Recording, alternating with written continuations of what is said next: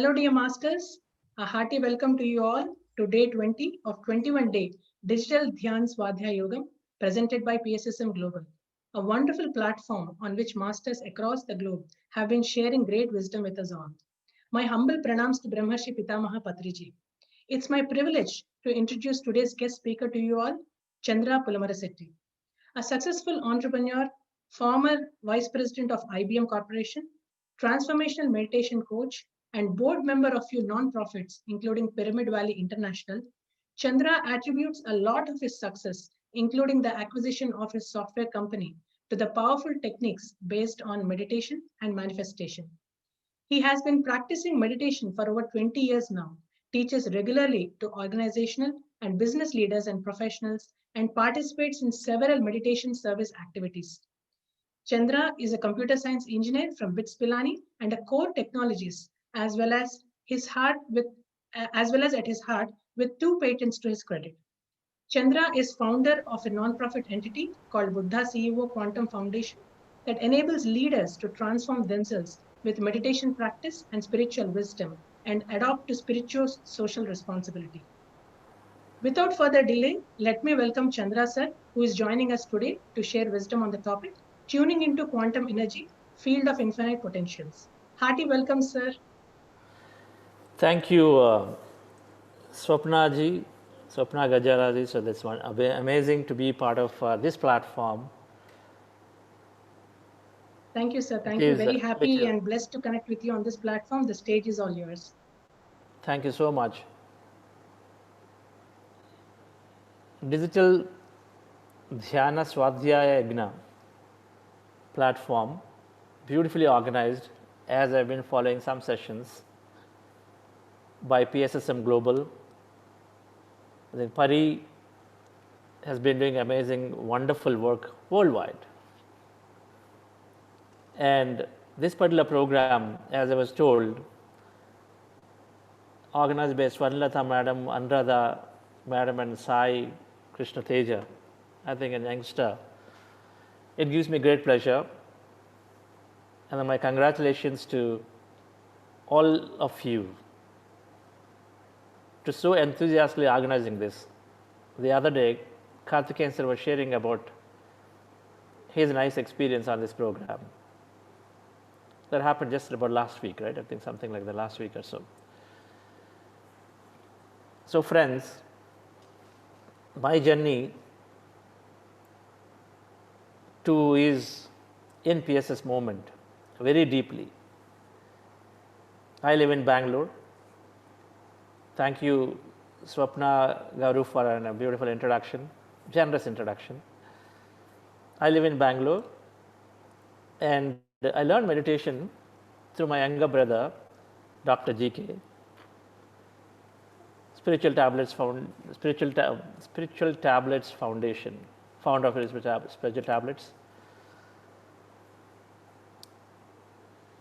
In the same year, this is in 1999, I met him. I mean, when we came back from the United States, so he came to us to teach meditation. And he stayed with us for almost 3 months, just to see that I learned meditation.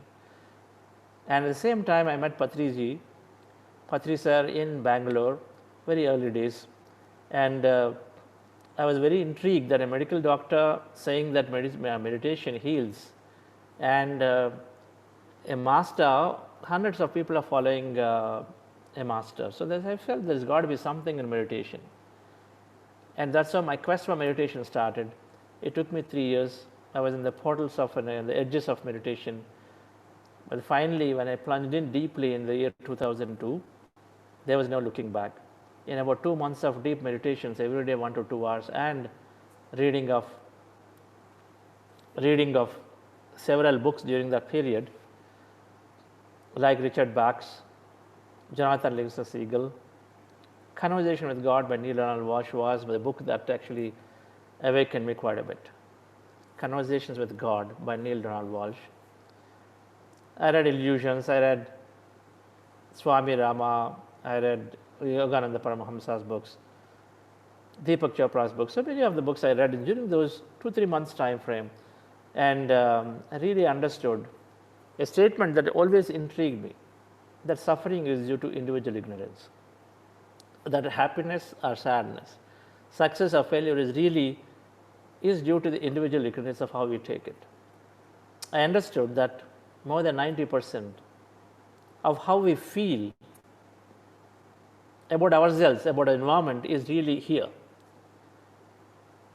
That if we change the meaning of whatever that we feel, whatever that experience, then automatically that we're also changing of how we feel.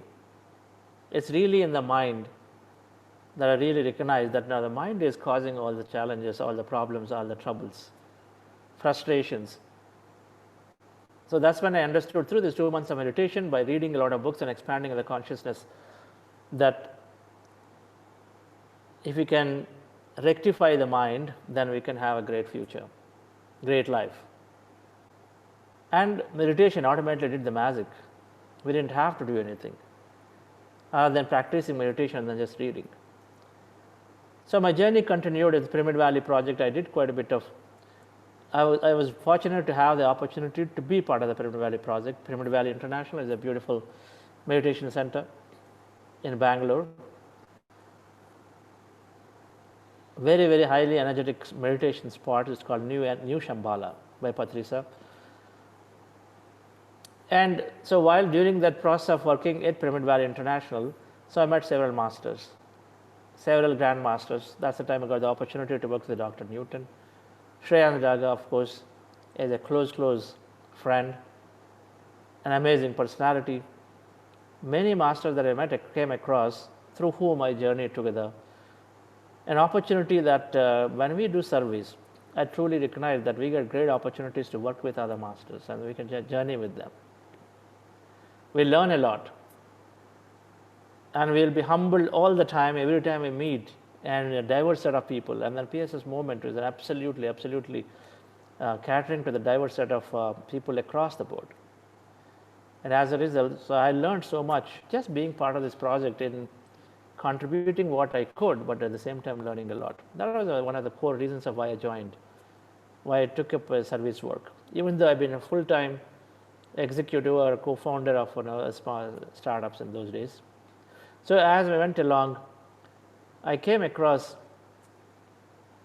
I learned a lot from Dr. Newton's programs, and I came across in the year 2015, while Shreyans and I have been business partners in growing our business, an IT software business. Somewhere there was a block. We hit a roadblock, and then since I was driving as a CEO, so I was not going forward. We were not able to make progress. Everything was great. My work at Pyramid Valley was great. My company's work is great, but my company is not growing in revenue. And so that's the time I stumbled upon understanding quantum physics and quantum science, manifestation a lot more deeply through the works of Dr. Joe Dispenza when I read this book called You Are the Placebo. So ever since I learned that time that our physical body is really only 0.01% matter. The body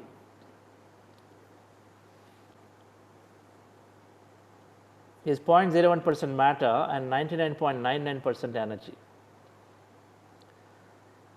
So that is a revealing statement to me, that how is it possible that we see ourselves as real matter, but then how is it quantum physics is saying that we are actually energy. There is emptiness, and then the emptiness is filled with energy. We see that hey, we are full of madness, strong. We have body, so we can see end to end there is some solid. But the quantum physics says otherwise. It's actually matter. It's actually energy. It's emptiness. So then I started exploring this science more deeply, and I started researching and saying, what's the connection to meditation? The spiritual sense that I've been learning all along is that we are not the body, we are the soul. We have infinite power in ourselves, or we are the God, we are the divine self, and then our thoughts create our reality. There are three fundamental tenets of spiritual science that PSS movement is teaching. That's something that I've learned throughout. And it's been great. But then as a science student, as a computer engineer, and when I learned this, I also stumbled upon our thoughts and feelings, the beliefs, the feelings that have so much impact on our outcomes and manifestations.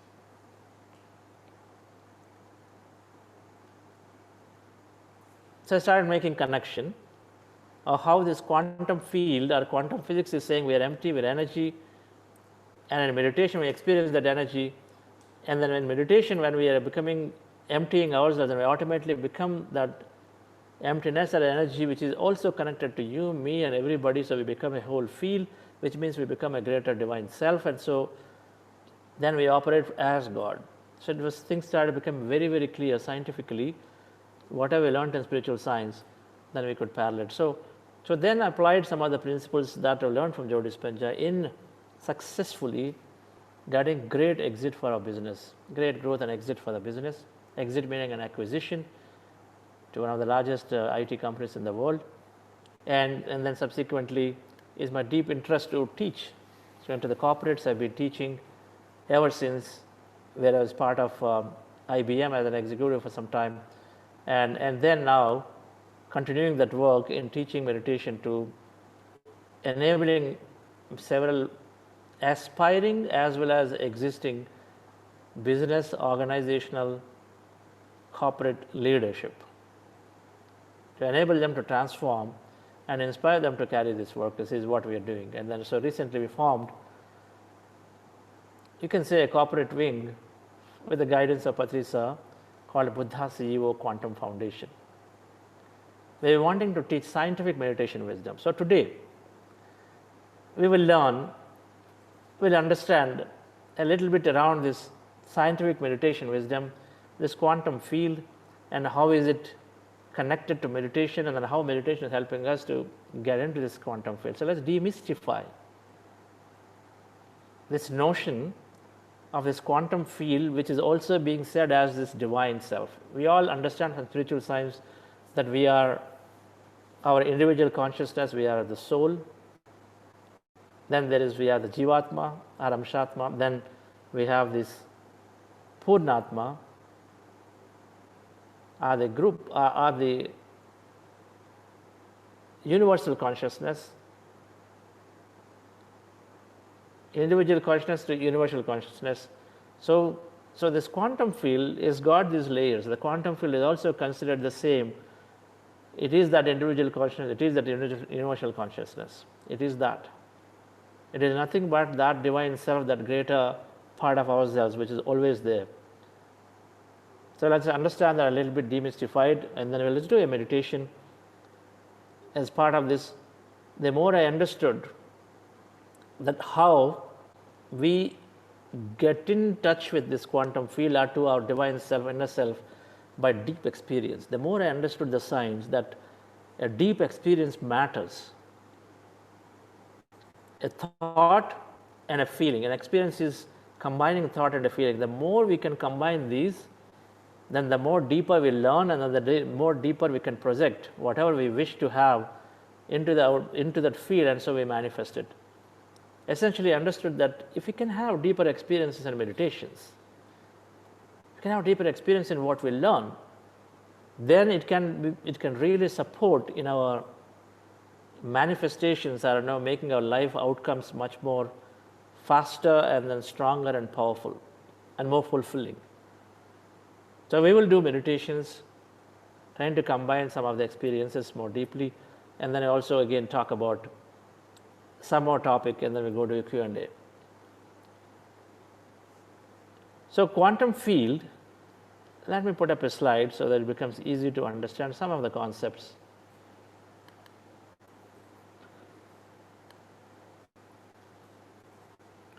Do you have the ability to share? I think so. Yes.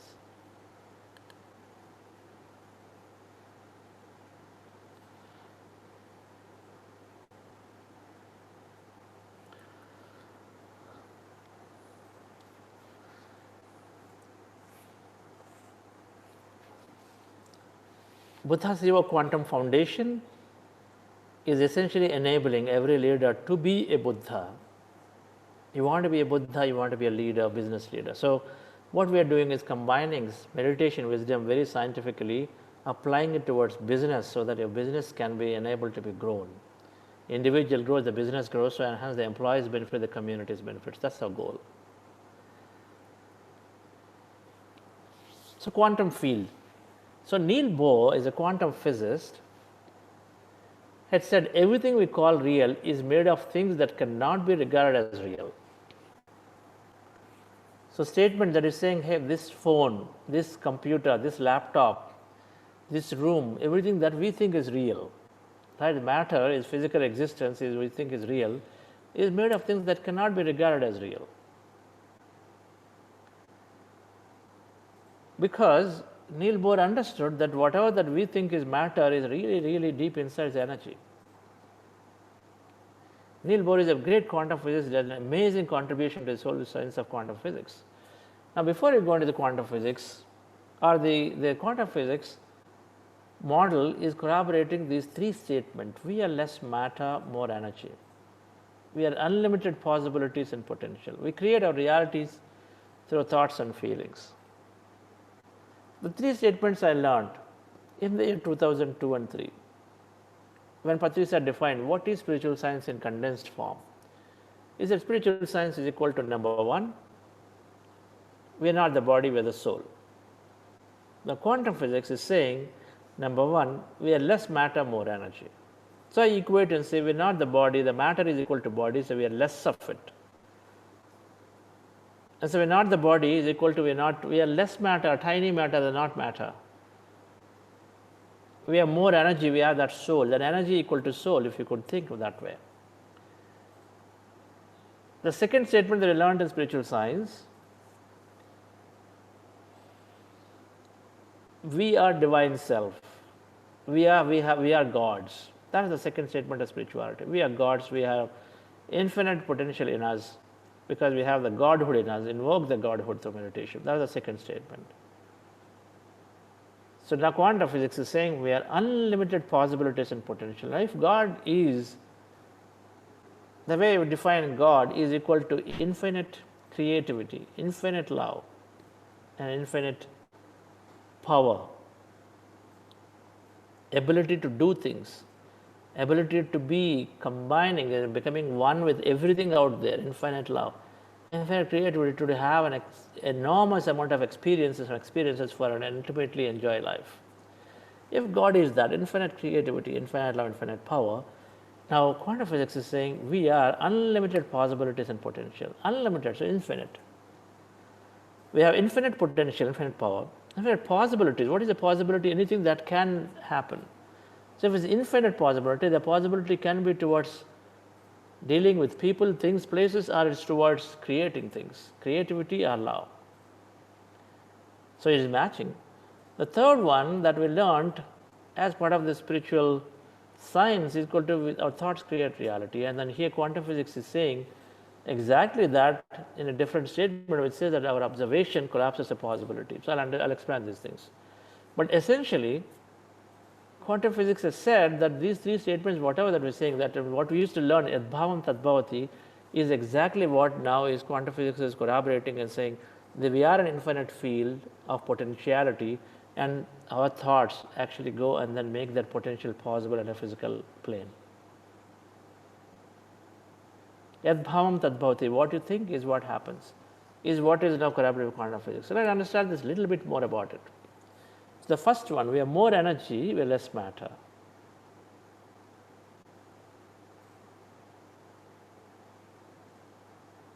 So our body is made up of a lot of organs. And the organs are made up of a lot of cells, and the cells are made up of a lot of molecules. Physics, I'm getting to the physics a little bit, right? And the molecules are made up of a lot of atoms. So deep at the subatomic layer, so in this picture here, on the left side if you see, so I said a body is made up of organs, right? And I have skin. Skin is the largest organ in the body. Hands, legs, liver, heart, brain, everything is an organ, right? They're all organs. So the organs are made up of cells, we know that. the cells like blood cells, liver cells, brain cells, neural cells, right? All there are skin cells. There are all various cells that are made up of the organs. Now, the cells, what do they have? Once you go deeper at subatomic particle, when you go deeper, then you get molecules, right? Water is a molecule, H2O. Oxygen, hydrogen combined is a molecule. So body is made up of 70% of water, right? There's a lot of salts, sodium chloride, NaCl, it's a molecule. Sodium and chlorine combined is an NaCl molecule. So there are a lot of molecules that comprise of a cell because it's all chemicals, right? It's all chemical reactions. And then within a molecule, what you've got a bunch of atoms, hydrogen, oxygen, right? Chlorine, they're all various atoms. We know it, a little bit of science, physics. So deep inside at atomic atom level, which you see in this picture here, what they found is that now if we see this star-shaped picture, and if we draw an hypothetical circle around it, and if you say that is the size of an atom, and I say in those atoms, when you go further deeper, those dark spots are there 1, 2, 3, 4, 5, 6, 7, maybe around 10 spots, this spot, this spot. They're all called electrons, and then the center is nucleus. So the only thing according to physics that has some weight or physical matter, something that has a weight and mass is only those dots, the electrons and neutron, the proton, the center, nucleus. So looking at that picture, if the only parts that have weight are is those electrons and protons, which is looking at the picture, one will say, oh, 90%, 95% is empty because everything else is nothing is there. If only mass wherever that exists is only those small dots. That means just in an atom, based on this picture itself, we say that 95% at least is emptiness, and only 5% maybe that occupies as mass. But what an amazing thing, the discovery from science is that if you look at the third bullet, an atom is 99.119 empty. And that emptiness that they talked about is contains energy, and then what is that energy? Energy contains continuous exchange of information. So an atom deep inside is actually fully empty. How much empty? 99.99, 11 nines. 11 nines is equal to almost is 100%, right? Because what is matter, what is the mass? Whatever we see ourselves as mass is practically emptiness. But we see because we've been trained from our childhood only to look at boundaries. We've never been told to focus around. If I say this is cell phone, nobody asks us to focus outside the cell phone. We always look at and say, okay, cell phone combines these 4 edges. So we look at that, and so that's how we make an object. But if we've been told to focus around the outside, maybe by now we'll be actually watching energy from ever since we know we grow up. But we've been conditioned to watch the matter, so we are so conditioned that we think only matter is real, everything else is empty. Right. So the key point here is that quantum physics found that we are actually emptiness. How much emptiness? Practically all emptiness, very little matter. The second bullet here that I also said is that we are not only matter, not only emptiness, even that matter that we think like electron, which is there that 0.1%, they said that is also is not really matter, that also is acting like a wave, like an energy. And it becomes particle. It goes as energy, it becomes particle. Energy, particle both. Particle means matter.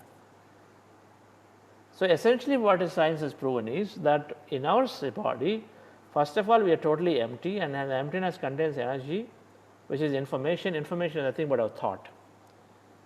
So whatever thing we think, the thought is there in the middle of all this emptiness that is there in our body as energy. When it is energy, it's like a wave. It's like a radio wave. There is an FM station, AM stations. When the radio waves are broadcasted from, say, let's say a station in Hyderabad, then all places around Hyderabad, maybe 100 kilometers, 200 kilometers, they all get this signal. The wave continues, right? We all learned in our childhood. So the wave continues like a continuous piece of energy. So there is, now when a wave is going, so if my body is full of energy and waves, and your body is energy and waves, and your waves are continuing, my waves are going, is there a logical boundary for a wave, you will say no.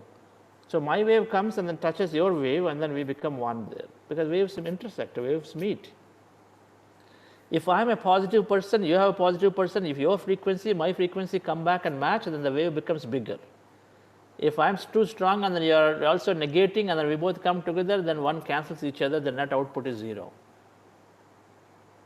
So beautifully explained. So because of this, and our thoughts do not match in an organization, or two friends, if one thinks another one way, if a wife and husband, one thinks one way, other thinks other way, and they meet, when they meet, the waves collide each other and then they cancel each other. And then as a result, they cancel each other, then you get nothing. But if they actually have a similar views, they combine and become more stronger. So what the point here is that whatever we think that we are actually wave as energy, and which is continuously always traveling around. And so you have energy waves, everybody has energy waves, even the cell phone has energy waves. So and they all, because they're waves, then there is no boundary, so they all get connected, and so we become one single big large energy field, because deep inside we really wave. Now one more beautiful thing that quantum physics they observed is that, so first point is a big field of energy waves everywhere, because my field, your field, they are all getting combined, because there is no separation, because it's really energy. But what they found is that the electron, the neutron, the proton, they become matter when somebody actually starts observing and saying, oh, I want to see you here, then it shows up there. I want to see you there, then it shows up somewhere else. So the observation, when somebody starts looking on that and saying, I would like to see you as matter, then immediately it comes up as matter. Otherwise, it's showing as just purely energy. There is a concept that Patriji talked about, Srishti, Sthiti, Laya. Create, maintain, and destroy. Not destroy is the right word. Create, maintain, then dissolve. Srishti, Sthiti, Laya. So you create it, so you wish for something that appears, then you maintain it. So where Sthiti is, where you keep on observing it, and then it is there in your life, and then the moment you withdraw your attention, it goes away. You want a cell phone in your life, so you start talking about cell phone. Oh, I need to buy a cell phone. Then you think of, okay, how to save money. Then you talk about what cell phone to buy to your friends. Then you're going to do research. So you're putting a lot of thought on it. So that's a way you put your attention on a cell phone. Then you're making research, you're putting time, and that's all called attention on it, right? So then in a few days, then you actually manifest a cell phone, because you actually get a cell phone into your hand. So once you get it, then you're nicely enjoying it. You're putting so much attention onto it. It's called, once you create it, you're going to maintain it. The sthiti, you are there in that state. You are happy with the phone, because it's there with you now. You no longer think about how to create it, but now you are thinking of how to have it with you, and then you're so happy about having a phone. You experience that the phone is there with you. That's called sthiti. Then after 3 years, and you get bored of it, then you say, okay, now your attention goes on to new phone. So the old phone, what happens, friends? Many of us have old phones. Where do they go? They go into some drawer, right? And we put it there. After 3 more years, then what do? We take it and then junk it. It disappears, because the moment you withdraw your attention, it disappears. Exactly how everything is working in the universe. When you put our attention, then one thought will lead to many other thoughts. Like, you want to buy a cell phone, one thought will lead to looking at newspaper, talking to a friend, and just seeing an advertisement, looking back what experience I had in the past with a touch screen and this and that.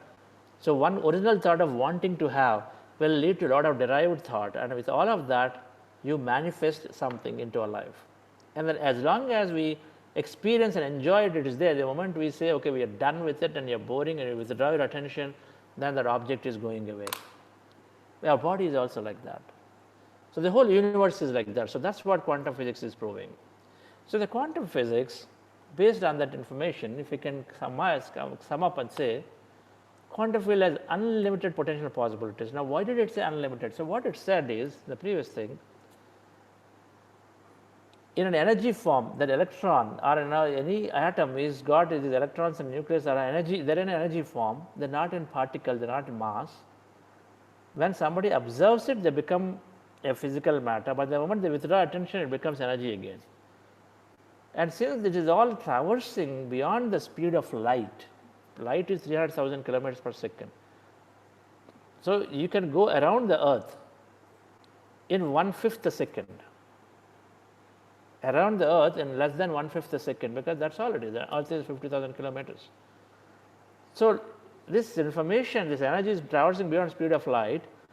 So anytime we think of something to be had, then it can suddenly appear anywhere in the world, in the universe, because it's traveling such fast the speed of light, beyond speed of light. So an atom can appear anywhere, nowhere.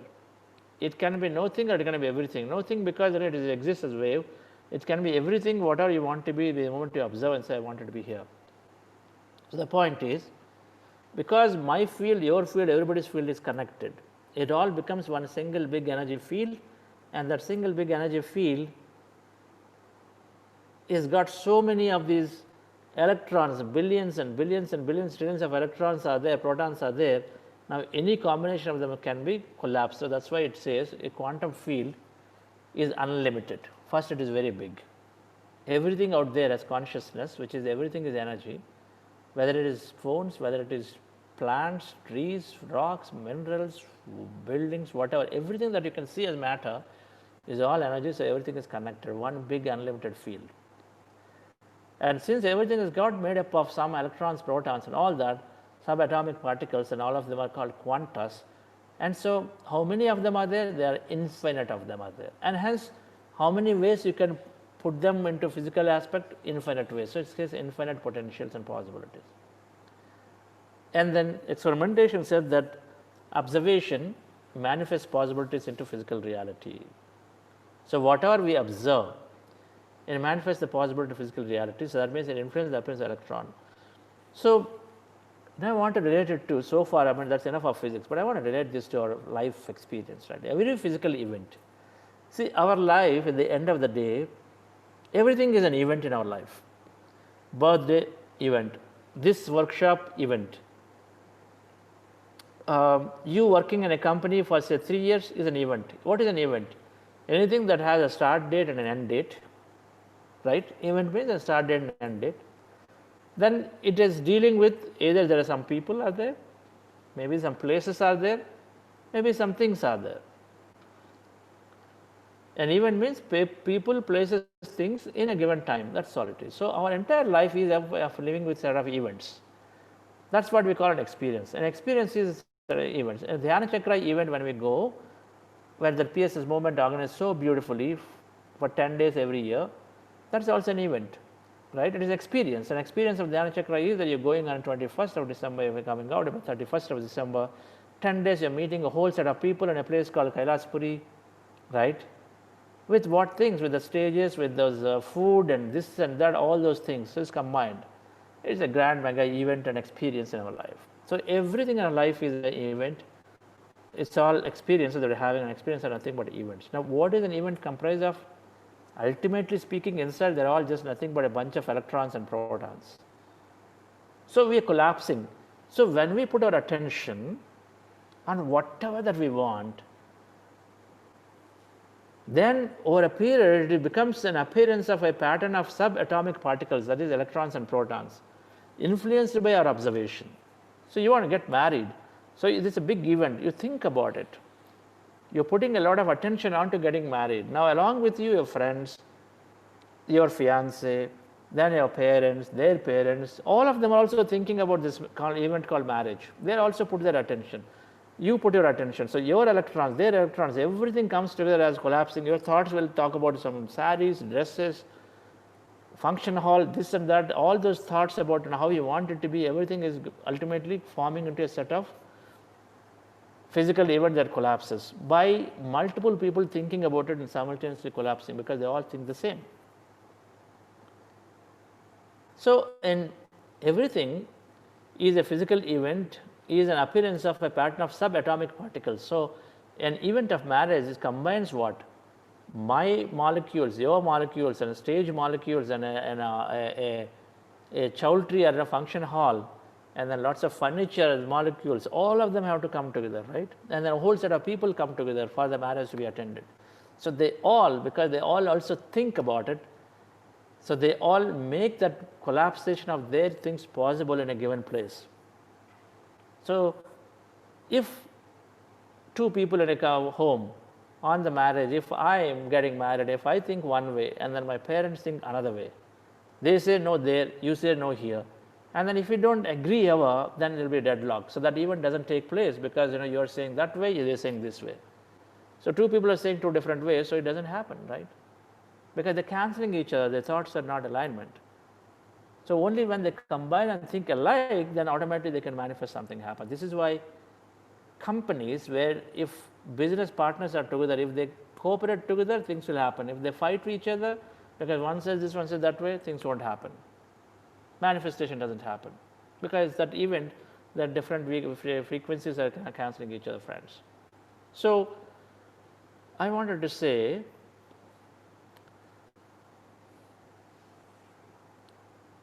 that quantum physics is saying that we are really a big field of energy, and that energy is collapsed into a physical event through our observation. So, how did it happen? So, they did experimentation. So, when they threw electrons through a machine gun onto a wall, they expected that the electron will go straight and hit the wall. But electron was not going straight and hitting the wall, instead it was going oscillating and then hitting like a band. Instead of a straight line, it is hitting one there, it's like take this much of band. So, it's hitting here, here, here, here, everywhere in the band. But it's like a gun, right? If you take a ball and throw straight away, do you expect it to be a single line? But it's not forming a single line, it's forming a band. Band because the electron is oscillating like this and going and hitting anywhere. They said, how is it possible? I am sending a particle, so I am sending it, so it should be in a single line. So, what did they put an observer? They said, okay, let me understand what's going on. So, they put an observer in the path of the electron and see, okay, now let me throw electron and see what happens. Now, what is the observer doing? The observer thinking, okay, I am sending a ball straight or an electron, so it should go straight and hit the wall. So, guess what? When the observer is there, instead of band, the electron went and hit the wall straight. The observer is expecting that it should go there and straight and then halt, it should start showing up straight in the wall. The moment they took the observer out, again it's going as band, the same electrons.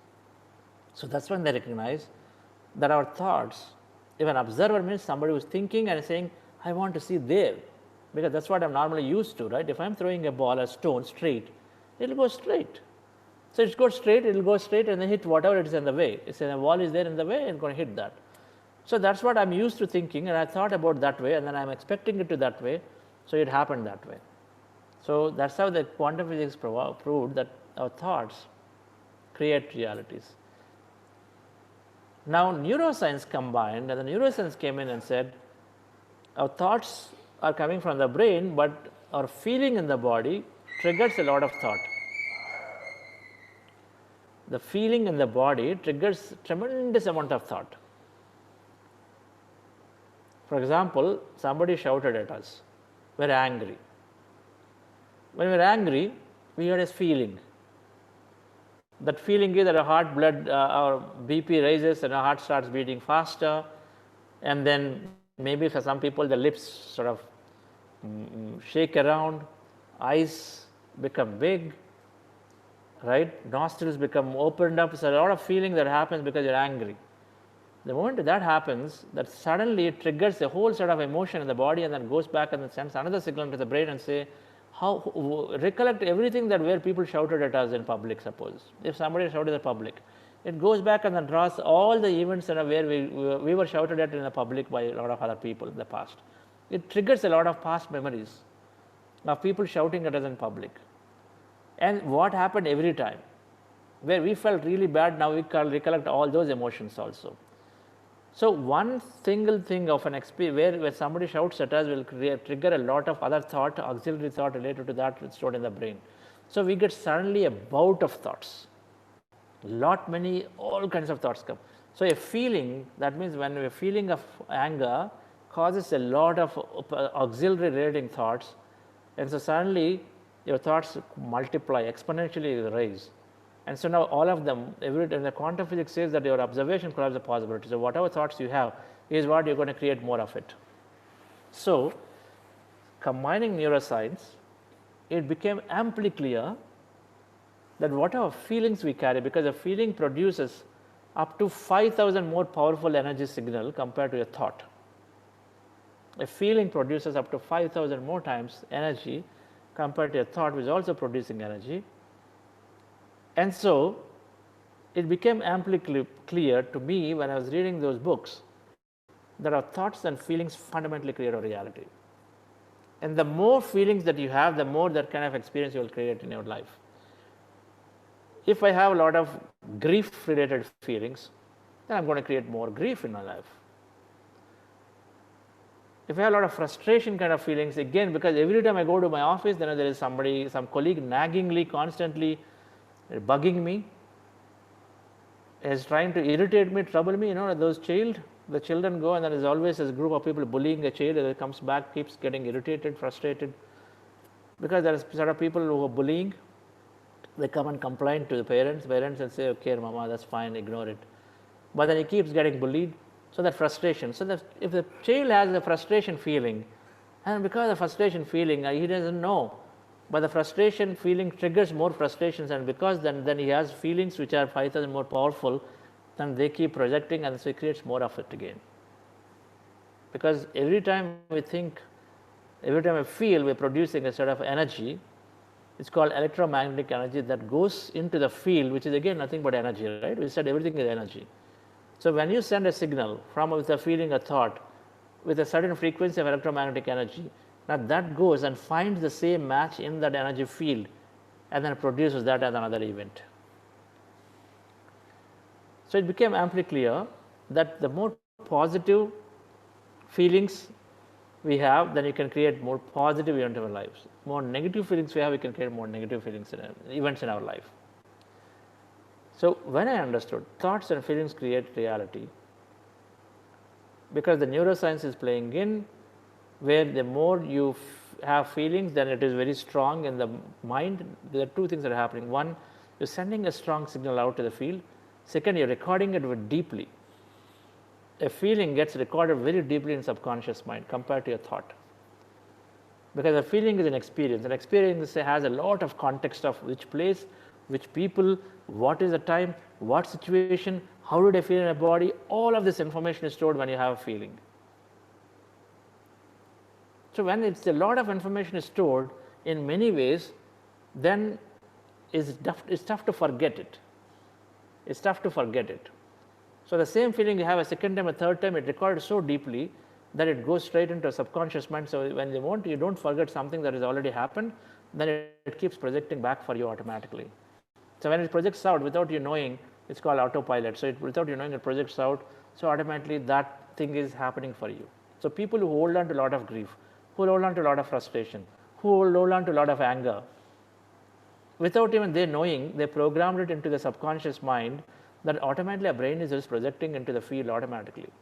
That's what used to happen with my business, where I was very positive, visualizing a lot of positive things, but however I created a certain belief systems where I felt it is very tough to raise money in America. It is very difficult to sell to clients in America because I'm an Indian company. So some of these beliefs I kept experiencing with a lot of despair every time somebody turned me down. So I created that feeling deep inside. So they were projecting into the field without me knowing about it. It's called limiting belief. It's called limiting belief. That everybody in my school is bullying me is a belief. This colleague so and so is always nasty to me is a belief we form over a period of time. The moment we think of that person, suddenly all the things they have done come up as a feeling. So friends, the point I'm saying is, feelings have a significant, the feelings translate to subconscious belief patterns, and then so they have a significant impact in our outcomes of life and our manifestation. Thought alone is not enough. When the secret book came, there's a book called The Secret. So many people try to just apply secret because secret said think positive and things will happen. It's called affirmation. So just thinking positive, it takes a long time, just purely think positive. But if you can apply a lot of feeling to it, then things start happening much faster.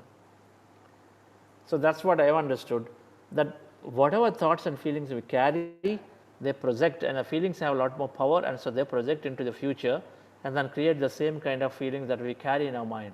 So if we can rectify and change our feeling, change our thought, then obviously we can change our outcome. So I did that for a period of 15 months. Every day I would skip my breakfast but not my meditation, where I would meditate and visualize and then change and reprogram my brain with a new set of feelings, new set of outcomes, and automatically things have happened. So tuning into the quantum field then is what? What is this quantum field? The quantum field is this infinite possibility and opportunity. It is one single big energy field. We are deep inside energy. You are energy, we are all energy, and then at energy level we are all connected. And that is that quantum field, where you, me, and this phone, this laptop, and everybody, and Suresh Garu, all the people, all of us are connected into one, a single big energy field. And everything about ever existed, everything is in this part, in this field. Okay? Everything is this field. And that quantum field has what? So many possibilities of how an event can take place, because infinite possibilities are there. Whatever that we want, it is there. There is no limitation, because it's an infinite field, infinite possibilities. We can say that I want to become Prime Minister, it is there as a possibility. I want to become the best actor, it's there as a possibility. At age 50, I want to become a heroine, it's a possibility. Because nobody can say it's not possible, right? Can anybody say who is attending this program to say, can I become a hero? And then is it possible to say that you can never become a hero or a heroine? Not possible, because everything is possible. There are so many people who may not look good but still become heroes, we know that, or heroines, we know that. Because it's more driven on the character, it's more driven on what is the role requires, not necessarily the beauty. So if you have a myth that I have to be very beautiful or handsome to become a hero, heroine, then you know that we are wrong. So any possibility exists. You don't have to have great education to become rich, you know that. You don't have to have super support, family background to become a top politician, you know that. If that was the case, then Narendra Modi ji could not have become there, and then Rajnikant wouldn't become a rich person, right? It's not necessary. Anything possible. Some of you know IT, then Bill Gates did not even have a degree, but he became like the world's richest man. So how is that possible? So do you require to have an MBA to be able to run a multi-dollar business? It's not necessary. If somebody thinks that no, I have to have management experience to be able to do it, it's not necessary. So anything is possible, and that's what quantum physics is saying. So there is infinite field of opportunity. In this field of energy where we all are connected, because it's just simply energy. And how do I make that possibility of whatever that we want? I want to tomorrow have a plane, my own plane. It's possible, because just another possibility. Anything you think is possible. So whatever you want can be collapsed as with our observation, with our thoughts and feelings. So tuning in then is to become that field. We have to become that field. How do I become that field? We have to empty our mind. So this is where the meditation came into picture. It's so beautifully constructed. Now what is thought? A thought is nothing but it's about an event of a past memory, a record of a past. So thought is about an event. Thought is about a person, place, thing in a given time frame. So it's about a person, place, thing in a given time frame is thought.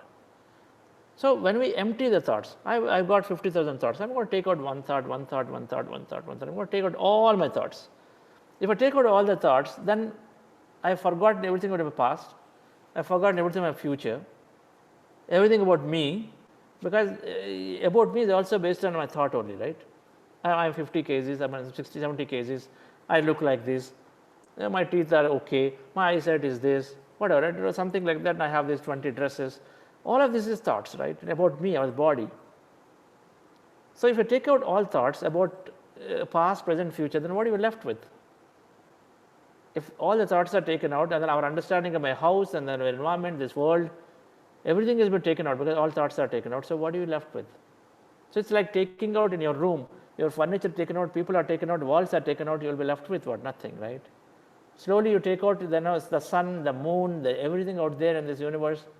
Slowly you get the picture. It's all become what? It's all become dark maybe, right? If sun is taken out, moon is taken out, and earth is taken out, probably it's all become dark. black. And what is it? It's called empty. So that's what we become, friends. When we take out all the thoughts, we become totally empty. We become totally empty, right? So we become empty.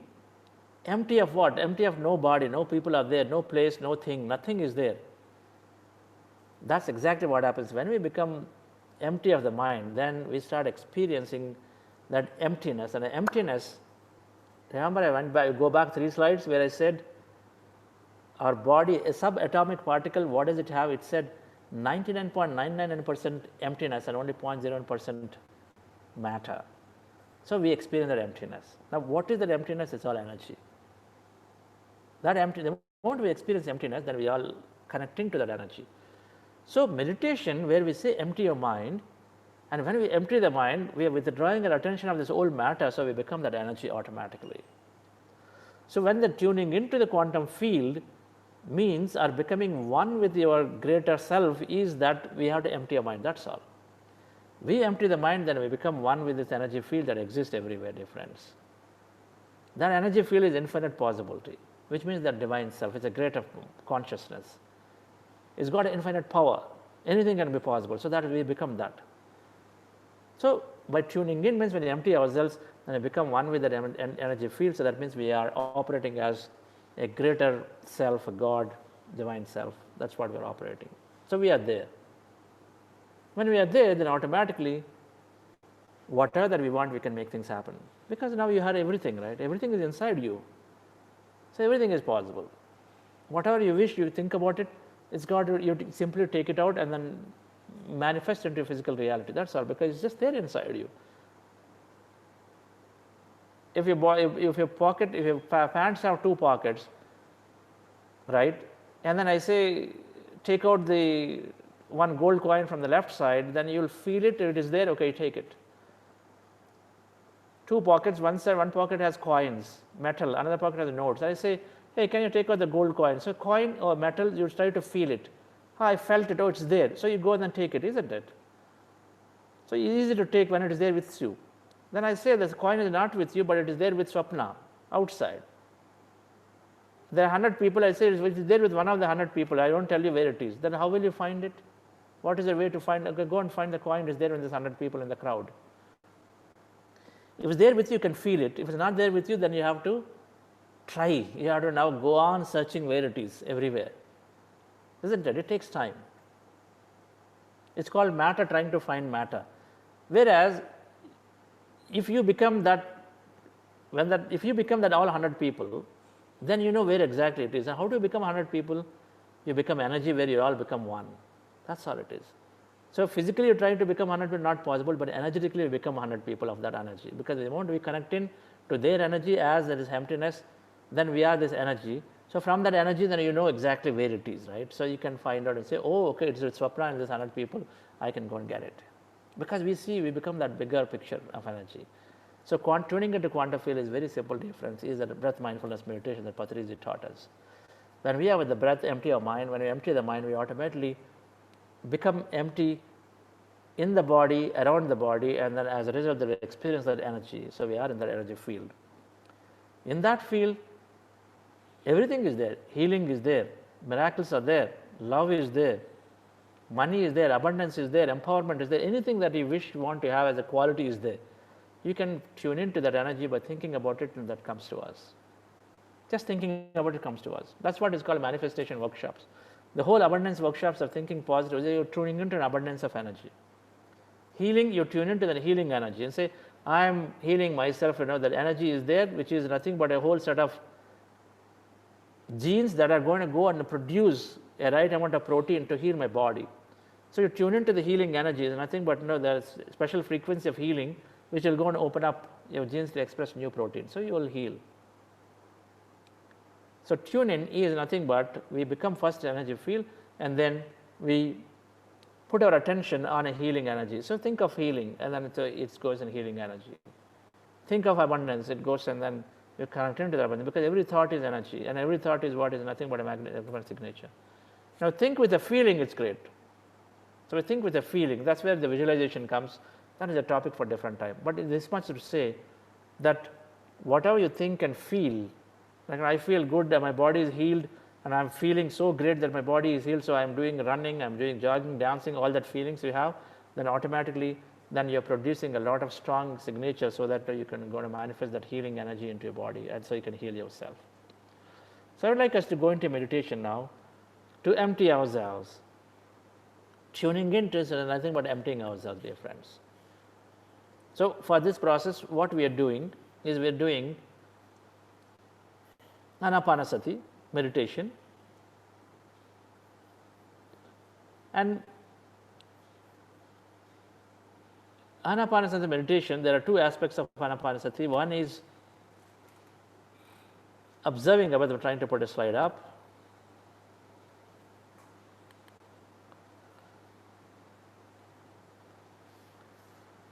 So breath mindfulness meditation, Anapanasati. So the practice is very simple. Most of you would know about this. This is crossing our feet, crossing our fingers, and closing our eyes. Right, sit on the chair, on the floor. Right, and then observing a normal, natural breath. Easy. You're observing the breath anyway, and then slowly, breath becomes lighter, shorter, and then it becomes empty. Now, before we do this Anapanasati, which is taking our brain to be very coherent, we are doing something called heart elevation process, where the science discovered that an institute in California discovered that there is a heart as a brain, and then if you can keep that brain happy with that heightened emotion like love, gratitude, compassion, then that brain is sending a signal right to the brain and the head, saying that, okay, you relax, you cool down. So this one is making the brain and the head to be very relaxing very quickly. They have a connection. So we're going to do this heart elevation process, which is going to make our heart, coherent. That means it's going to make our heart beat natural, rhythmic, absolutely in the most acquired way for the body. So by feeling what? By we got to fill our heart with the love emotion, gratitude, and compassion. How do you fill it? You recollect an event where you spent your time with a small child. How much love you could feel for the child. Think of an event where you helped your friend, a friend came back and then gave you so much gratitude, you expressed and said, thank you, man, I mean, it's great. You changed my life. So feel about it. How did you feel that time? That's called gratitude experience, right? So joy and appreciation. If you appreciate, somebody appreciated you, so how did you feel? You did a great job in the office, and all the people that said, hey man, this is great. So they appreciated you, that you've done a great thing. So you felt something. So feel any of those emotions, friends. And so keep your heart fully with that emotion for a few minutes. That's going to help us go into the breath mindfulness meditation. So when you go into the emptiness and the breath mindfulness meditation, then we will experience that emptiness, which is nothing but a quantum field, and then we feel that it is empty. So when your thoughts are empty, when your mind is empty, automatically we have this energy. So I'm going to guide you a bit. So we're going to do a little bit of meditation, and we take questions around it, and that's how we'll end the session. So first we'll do heart elevation process. The heart elevation process requires keeping our hands on our chest area like the way the lady is doing the picture. We take a slow, long breaths, and then we fill up our hearts with a heightened emotion. Be like that for 5 minutes, and then we go into a breath mindfulness meditation, Anapanasati. So relax yourself, sit comfortably.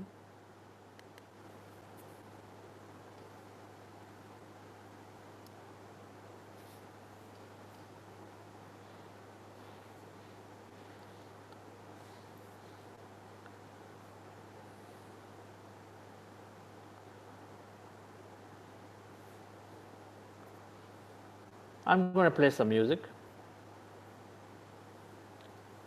While the music plays, your job is to observe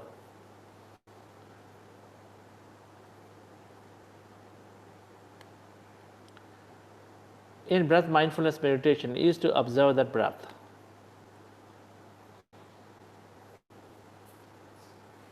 So before that, we're going to start with what we call heart elevation. Relax yourself with your eyes closed.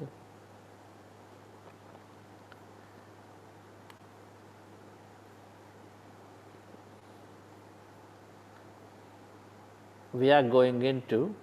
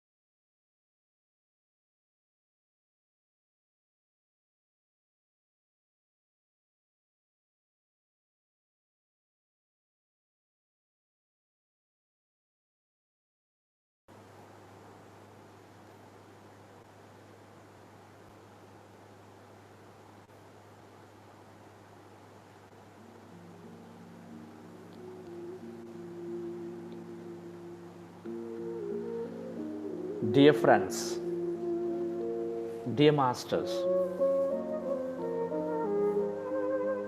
with your eyes closed, keep your hands on your chest area. Rest your attention on your breath and on your sacred heart.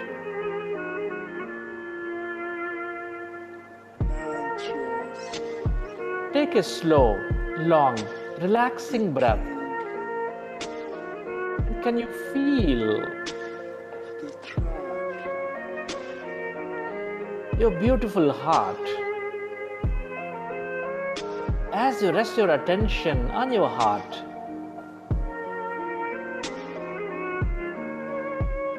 Breathe more of that long, relaxing breath and feel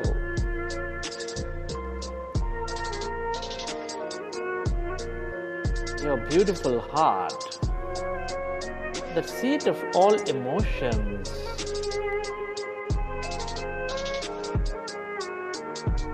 which is binding all life with its love energy, with its gratitude energy.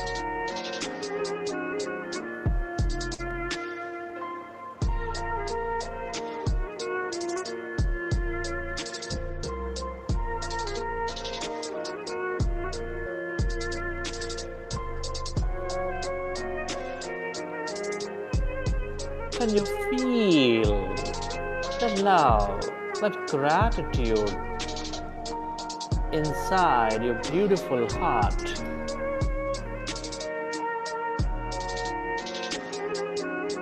Relive a moment from your life of love energy, of gratitude.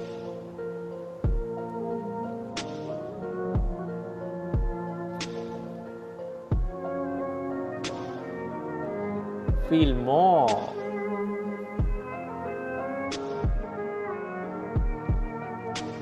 of that energy inside your beautiful heart and allow to expand your heart center.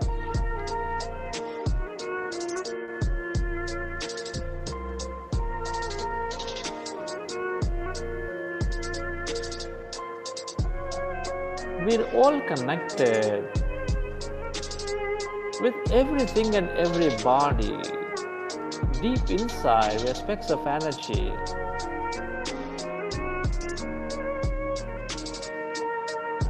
Intricately connected in this quantum energy field.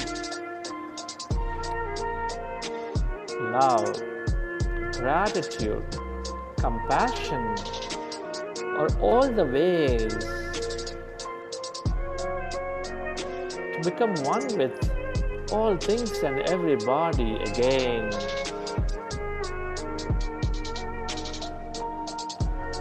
Can you feel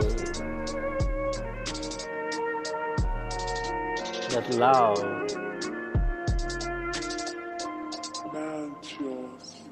inside your beautiful heart? The king of the tribe. Can you become one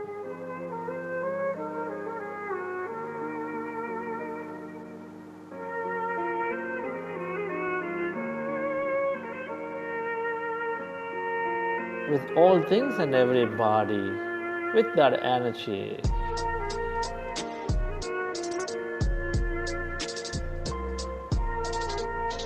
Can you radiate the love beyond your body onto every corner of this planet Earth?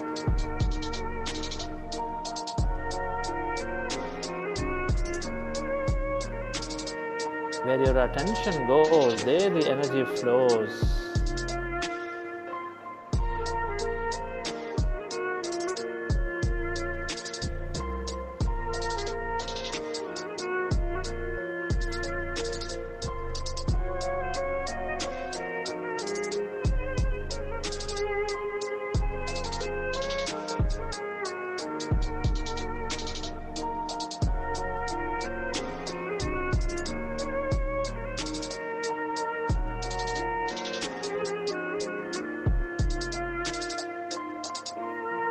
Feel that energy inside you, all around you.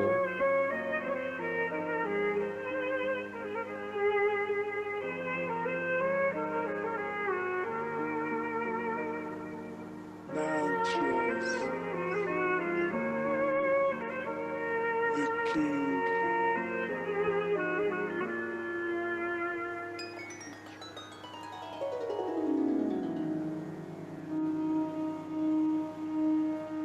Friends, let's go into breath mindfulness meditation, Anapanasati meditation, with your fingers into fingers.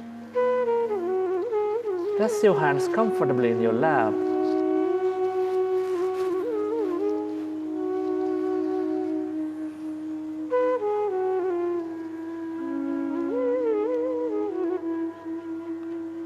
And observe your normal, natural in-breath and the out-breath.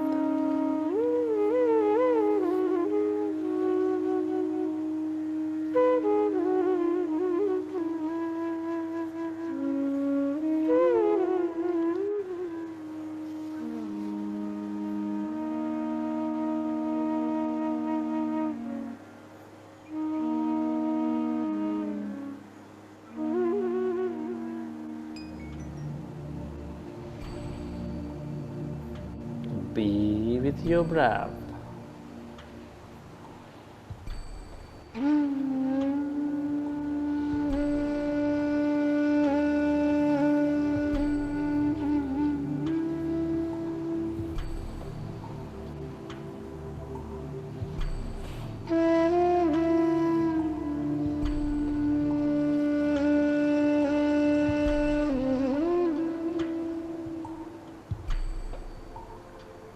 Observe your normal, natural in-breath and the out-breath, dear friends.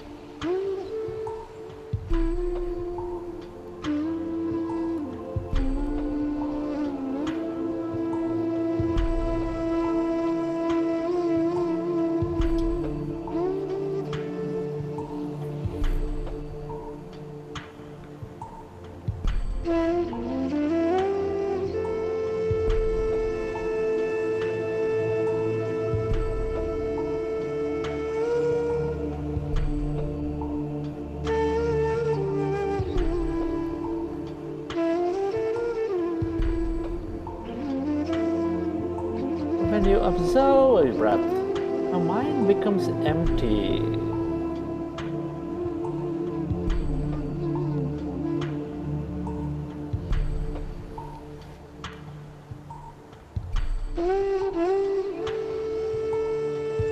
Our initial goal of this meditation is to empty our mind.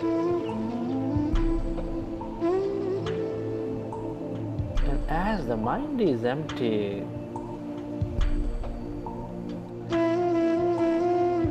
we become one with that energy field. We merge into our divine self, that greater mind.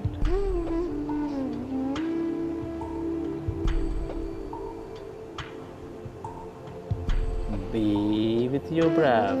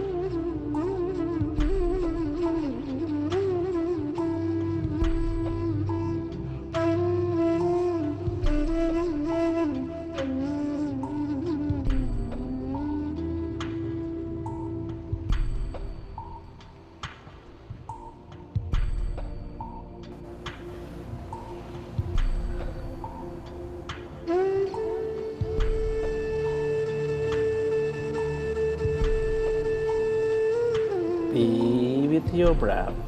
Become one with the in-breath and the out-breath. Dear friends and masters,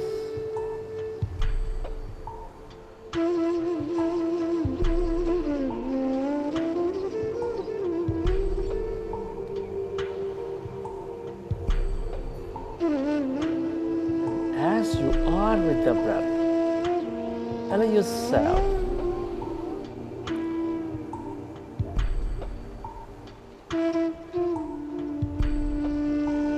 to slowly become empty of all thoughts in your mind.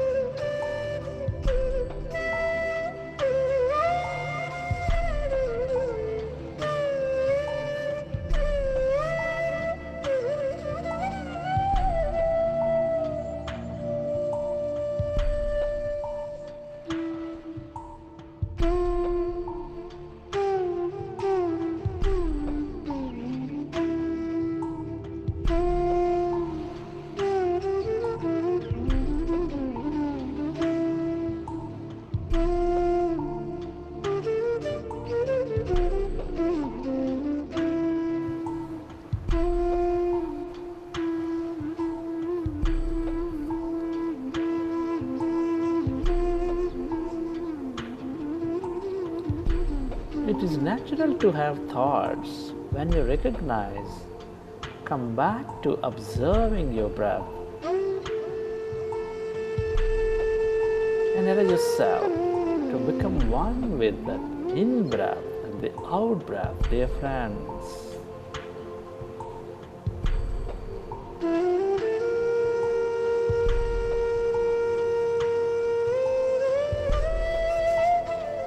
And slowly and slowly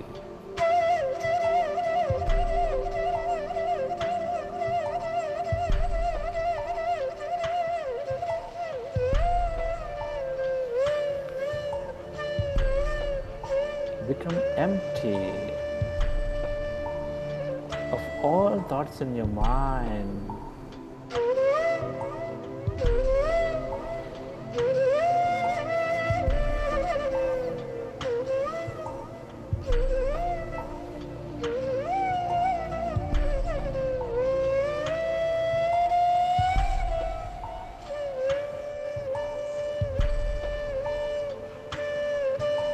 And as the mind is empty,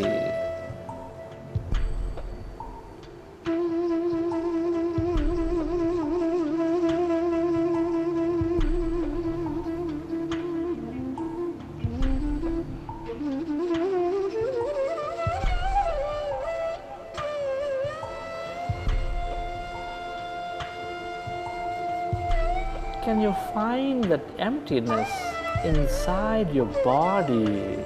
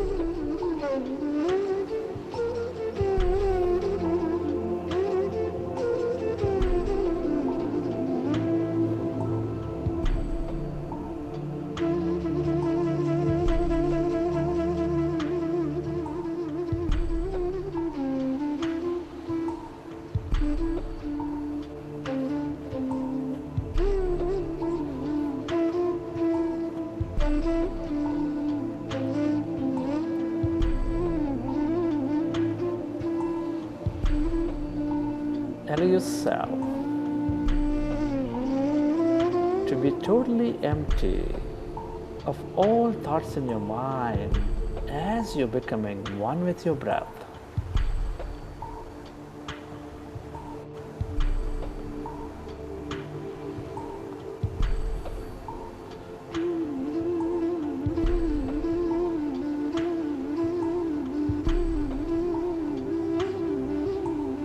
As the mind is becoming empty,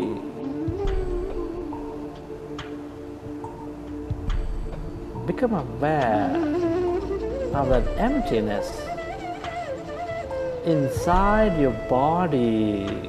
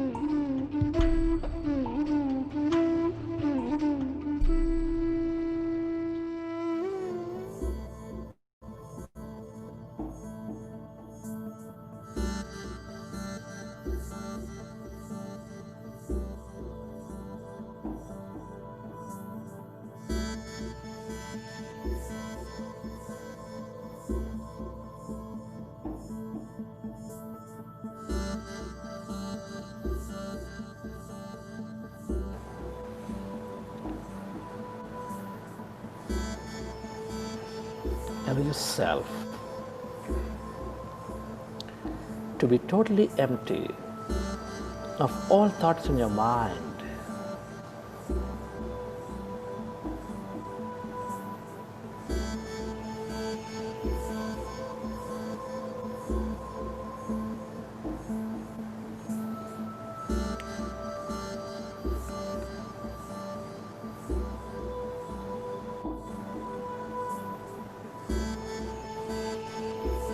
As you're becoming one with your breath, can you feel that emptiness inside your body?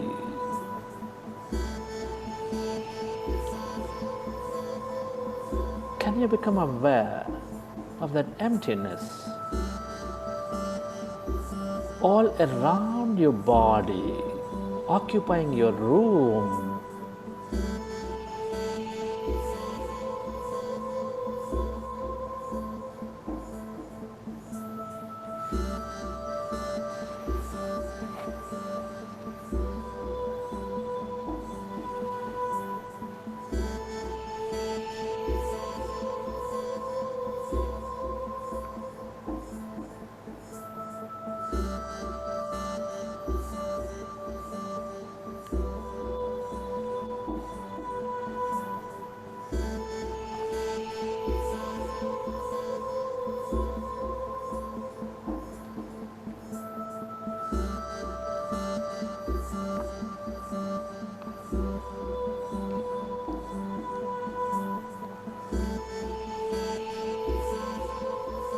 Allow yourself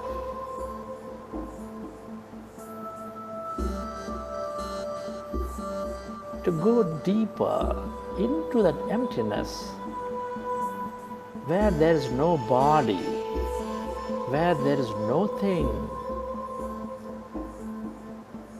where there is no place in no time.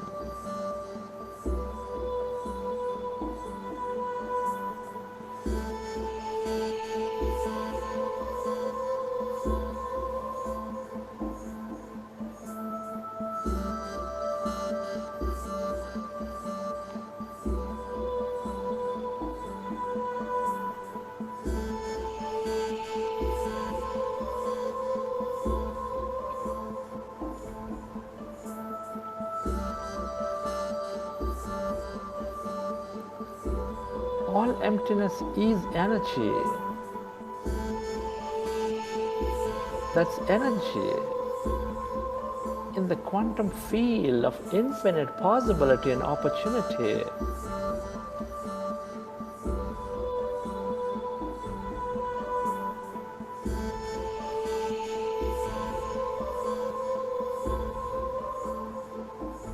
This is the place of all creation.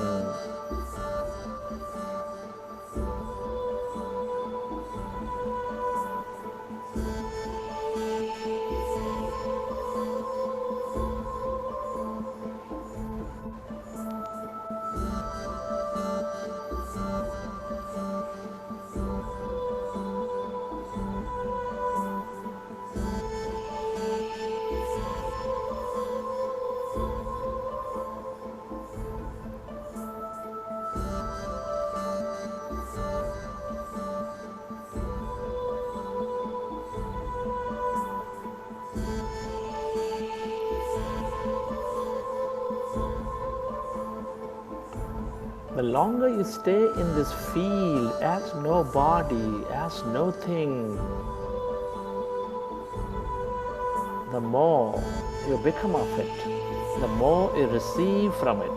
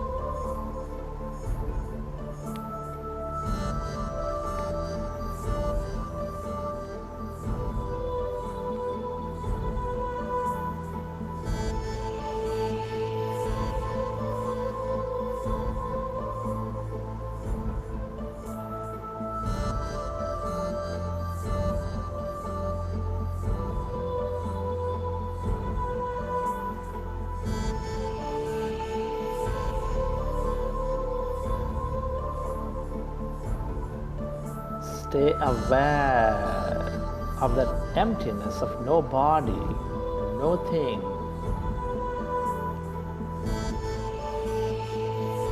And connect into that energy of healing, of mystic, of love, of empowerment in this field.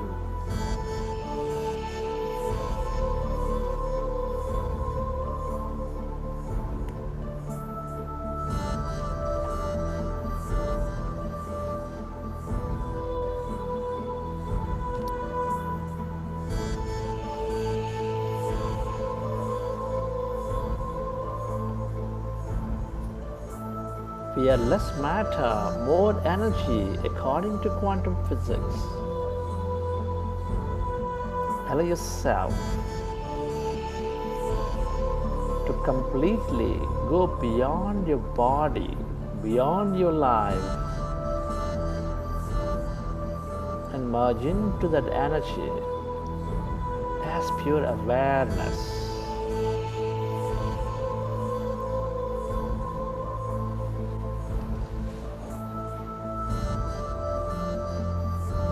And experience your wholeness again.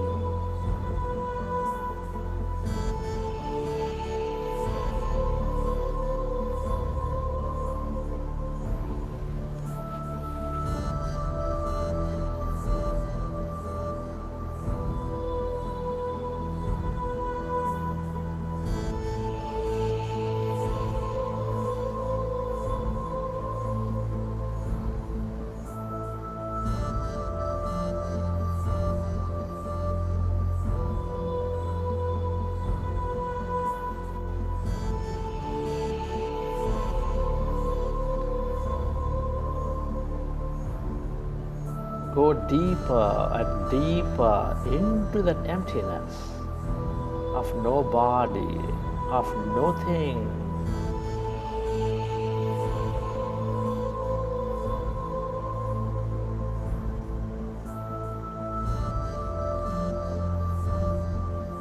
This is that quantum energy field.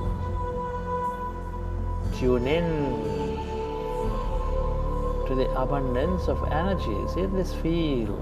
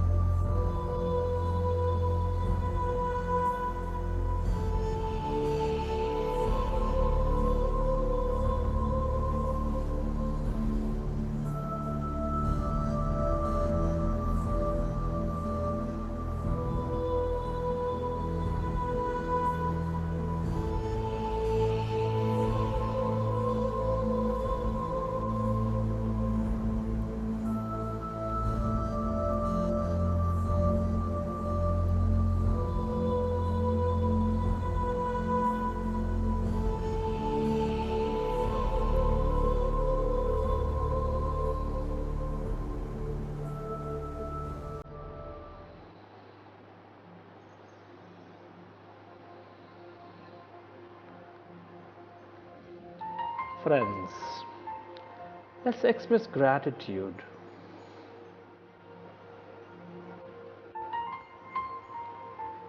for living this beautiful life.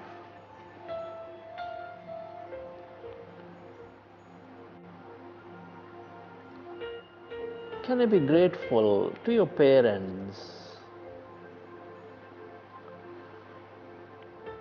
for giving us this connection into this universe?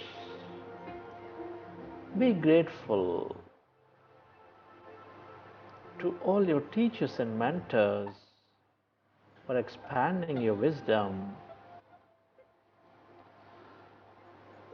Be grateful to all the people in your life, your friends, your family, colleagues, relatives, for allowing you to learn so many things. Be grateful to this grand nature the bird, the fish, and the animals, and the planets and stars.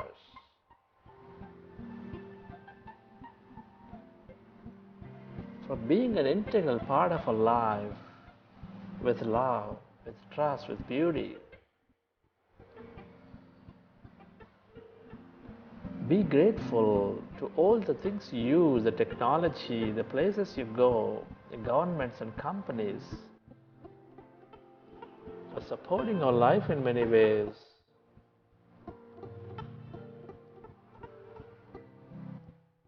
Express deep gratitude to yourself for caring for you, for caring for others.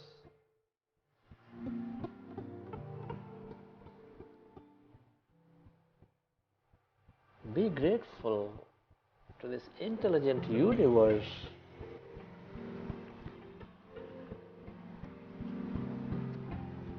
for allowing you to live so much more in this life. Gratitude is the highest form, highest state of receivership. Be grateful to everything and everybody.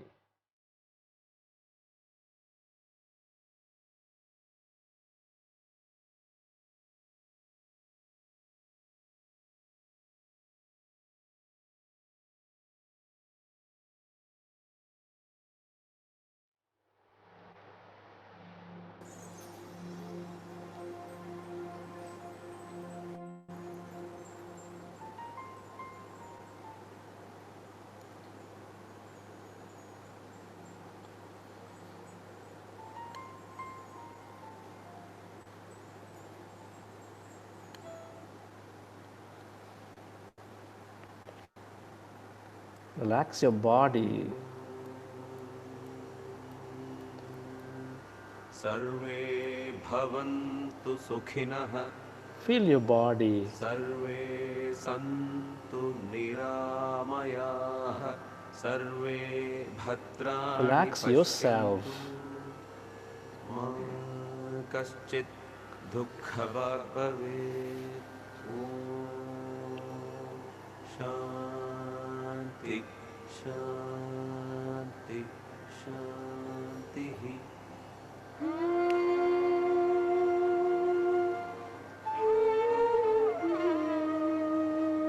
As you relax, recollect your experience from the session.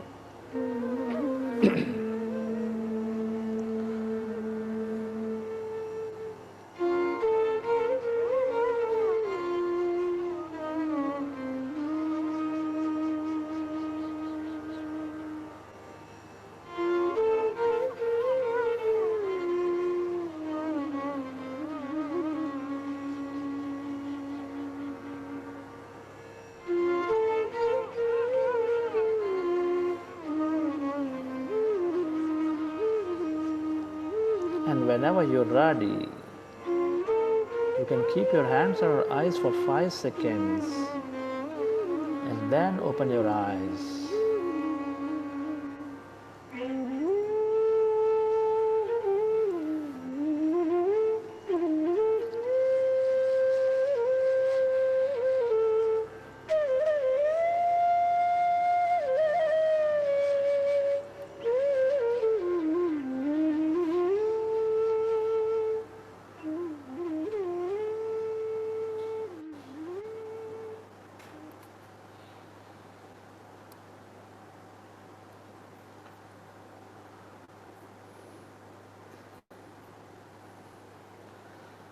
Okay.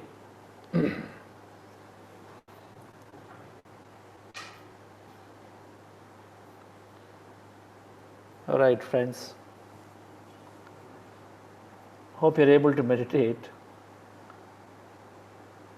and experience that empty mind, and which means we're experiencing emptiness, which is that quantum field, which is that energy. That's why we receive that energy, the feeling of sensations, tinglingness. Energy can be experienced in many, many ways. There are 7 bodies, we experience in 7 bodies because of that energy, where we become one with that energy. So thank you for joining and listening in. If you have any questions, we'll take the questions. Otherwise, we're going to give you back those 15 minutes of time.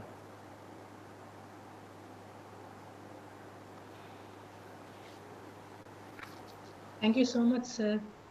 That was a wonderful session and great meditation. And my favorite always is the gratitude exercise that you make us do.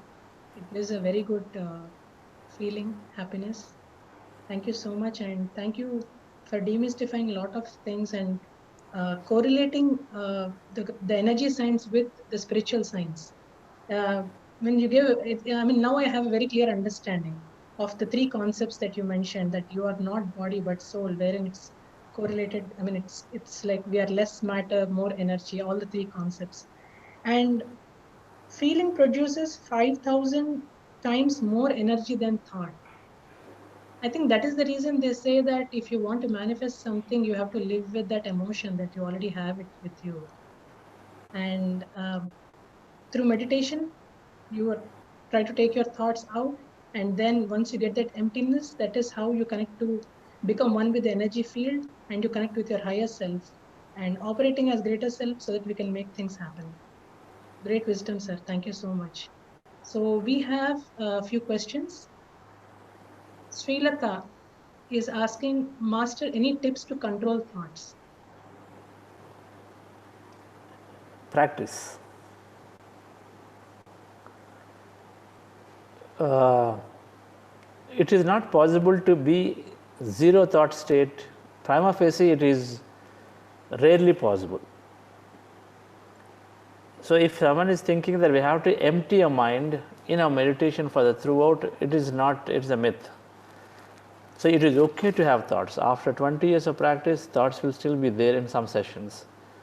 And in many sessions, thoughts will be there and then emptiness will be there, both will be there. So we have to avoid thinking about, okay, thoughts are there, I'm still getting 10 days later, 10 years later, still getting thoughts. No, that's a common thing. It is going to be part and parcel of meditation. Thoughts will be there, emptiness will be there. But what we do by regularly meditating, we're training our brain to install a circuit so that the moment you think of meditation, close your eyes, immediately bring your attention onto the breath. Now, of course, the mind is also intelligent. It's going to pull it away. But then we have trained it enough that we have the capability to bring the attention back to the breath the moment we realize very easily. So we are training our brain to bring our attention back to the breath again and again and again. So it becomes very easy for a long-term meditator to put their attention onto the breath when it goes away to the thought. That's all. Thoughts will continue to exist. So I won't bother about trying to reduce the thought. Instead, I would bother about practicing to train the brain to bring the attention back to the breath. And then it will take care of itself over a period of time. And where we needed to go into a trance state, a deep sleep state, or an empty mind state, it will happen. It will happen automatically because it's an intelligent process. Based on the time, place, situation, things will happen. But keep practicing. Yes. Friends, if you have any questions, and if you're on Zoom, please raise your hand. And if you're on YouTube, please leave your questions as comments. Thank you. We have another question, sir. Someone is asking what to do when colleagues bully without any reason out of jealousy. What to do? So where your attention goes, there the energy flows. So if you put more energy onto it, then we're going to create more of it. So you know that. So we need to ignore it, number one. The second thing is, with meditation, we develop self-expression.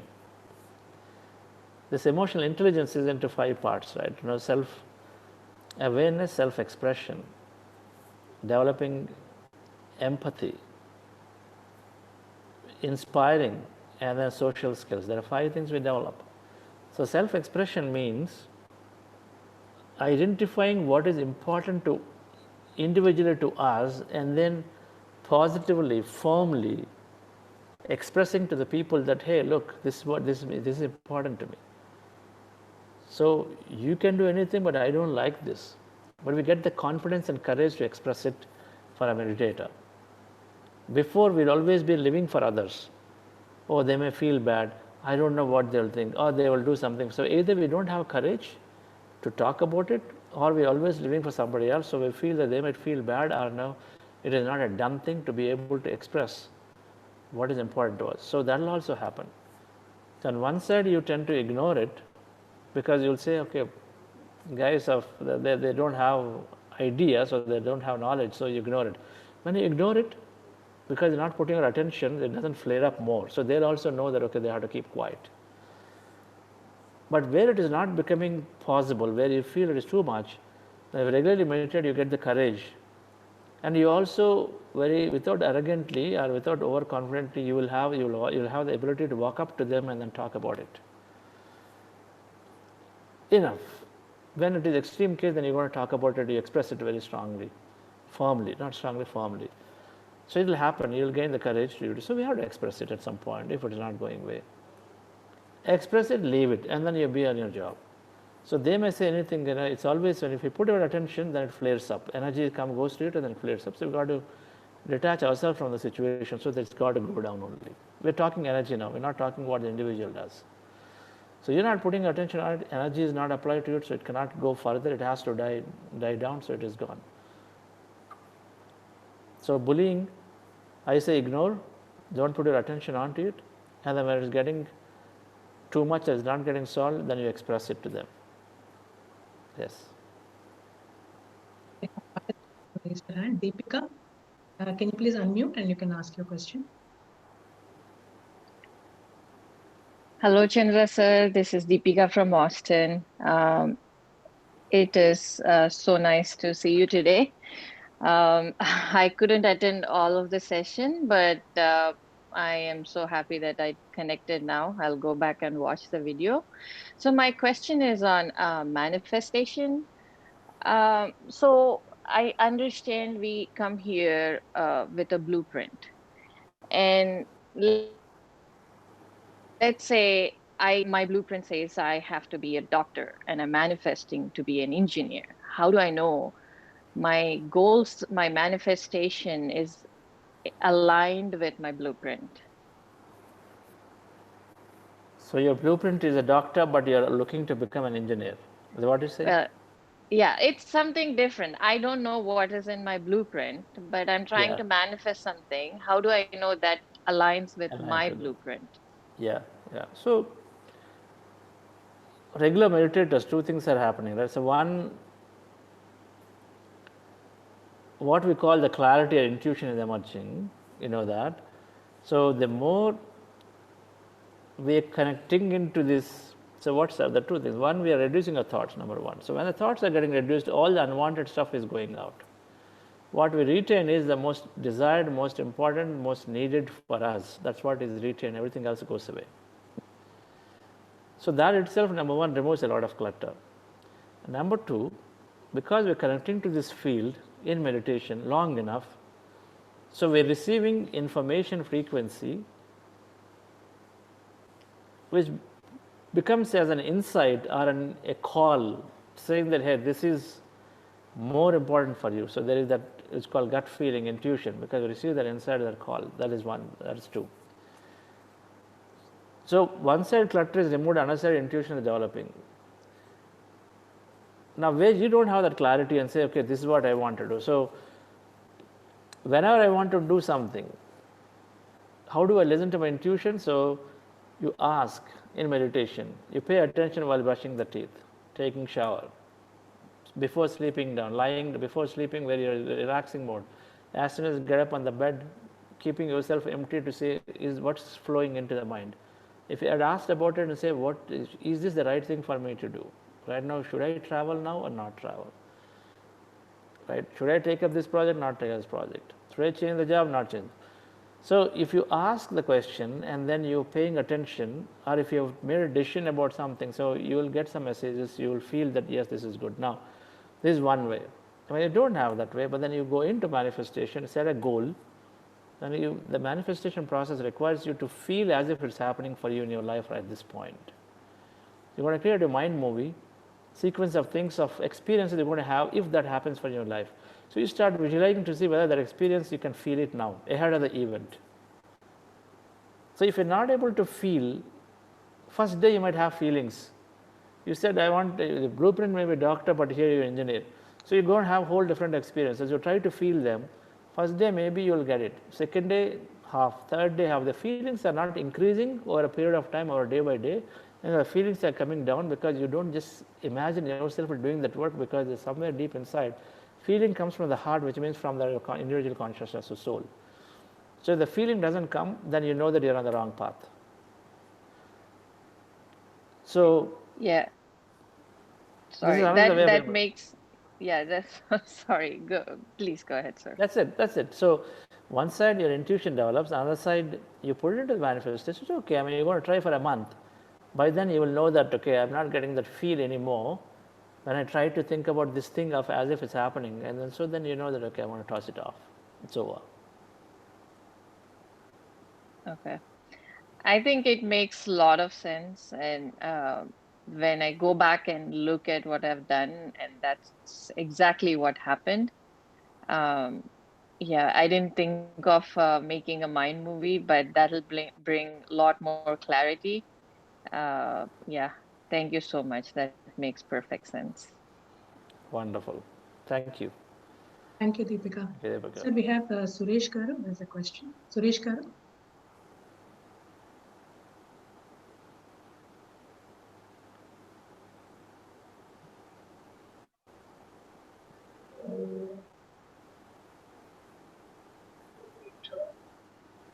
Yeah. Suresh Garu.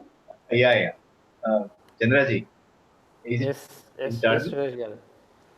Yes, Chapan. Yeah, we are done, I think. Yeah. Okay. Yeah, of course. Today's session is wonderful, totally enlightened, and it's reflected me the statement of Karnishji in the Thousand Seeds of Chai, that the emptiness is the infinite presence because of no center and no boundaries. Now, can you correlate this with your quantum physics? Emptiness is infinite? Infinite presence. Infinite presence.